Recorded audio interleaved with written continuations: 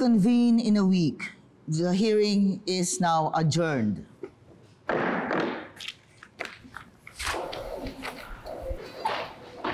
You were on fire, attorney. Congratulations! Ang galing ng cross-examination. Attorney Kurt, ikaw din. Salamat, attorney. Team effort yun, no? Salamat sa inputs nyo. Attorney, maraming salamat sa inyo, ha. Lumakas ang loob ko dahil sa pinakita nyo kanina. Marami pa tayong kailangang trabahuin. Pero, tatrabahuin natin ng mabuti at ng tama. Paano naman, attorney, yung tungkol sa video? May sinabi si Ayla. Paano kung gamitin ng kalaban yung laban sa atin?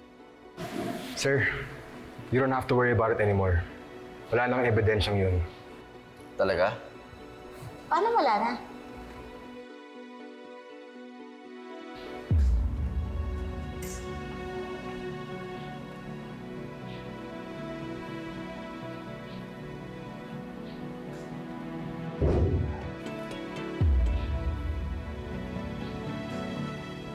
Where's Trixie? I don't know. Intern mo yun. Excuse me.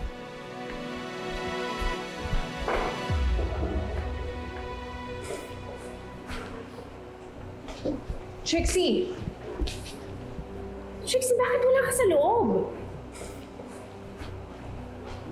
Oh my gosh, ano nangyayari sa'yo?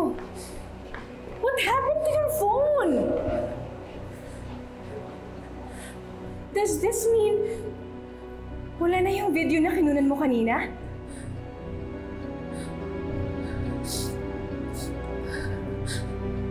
Sorry.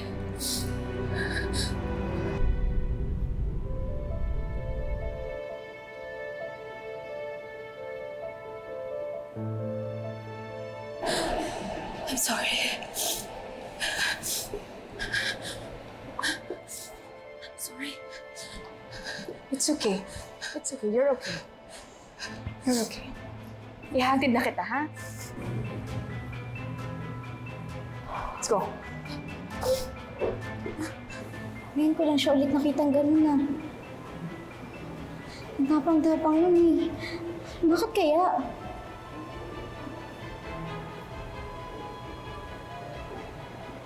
Ino, tapatin mo ako. Ikaw ba yung may gawa nun? Oh? Ikaw ba yung sumira ng cellphone niya?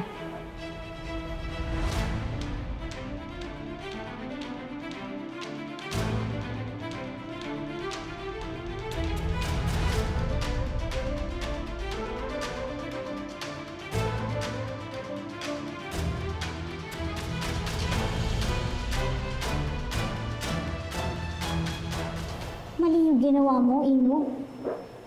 Hindi tayo dapat nanira ng possible evidence.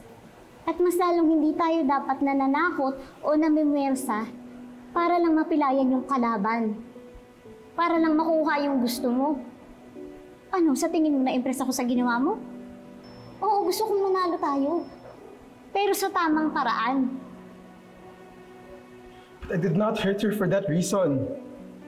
Trixie kept trying to provoke me habang nire-record niya ako sa phone niya. Calling me a rapist. Someone na dapat katakutan. Someone dapat pandirihan. She even threatened me na ipakalat yun sa social media. Attorney, akala ko pwede kong pagtanggol at protektahan ang sarili ko.